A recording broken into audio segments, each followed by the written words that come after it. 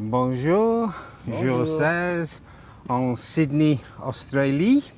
Eh oui. What et do nous we think sommes of Sydney, j'ai lu? Sydney est une très belle cité. On pourrait vivre ici aussi. Très accueillante, très amicale, très gay, friendly, comme on dit. Et donc, nous avons aujourd'hui visité l'opéra. Une visite behind the scenes c'était très intéressant. La guide était très au fait de toutes les choses qu'on devait savoir.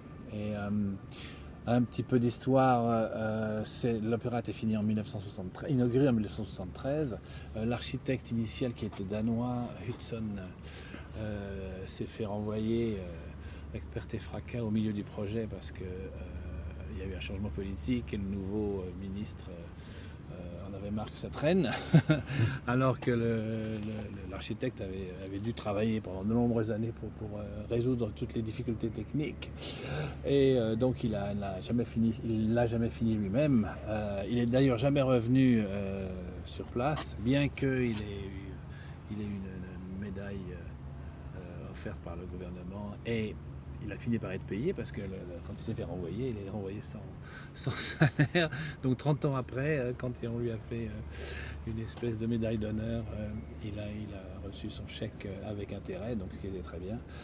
Mais il n'a jamais voulu revenir sur place pour voir l'œuvre finie, puisque c'est pas lui qui l'avait terminé. Donc un petit peu de bisbille entre les Australiens et les Danois, mais enfin bon, c'était quand même pas mal, puisqu'il avait envoyé son fils en fait à la fin pour recevoir le prix, et aussi pour mettre en place un système de maintenance et d'entretien des matériaux, puisque c'était quand même une énorme chose, avec des matériaux d'excellente qualité.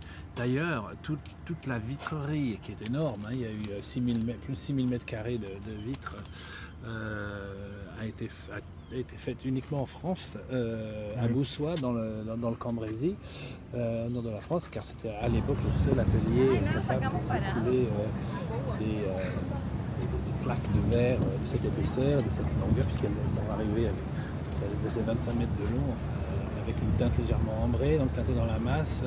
C'était le seul atelier au monde capable de faire ça. Donc, un petit peu de cocorico en ce qui concerne les vitres, le vitrage qui est énorme. Donc, voilà, et donc maintenant on se retrouve au Jardin botanique qui jouxte l'opéra. Magnifique, très bien, extrêmement entretenu. Il y a toutes sortes de plantes d'arbres centenaires, magnifiques aussi. Des ibis sauvages qui picorent ça et là. Et c'est quand même très exotique, et des paysans. Donc voilà, c'est une belle journée. Là, le soleil a pointé. Il fait assez chaud d'ailleurs. Et donc on profite de la journée. Voilà, on vous embrasse et à bientôt. Bisous, à bientôt.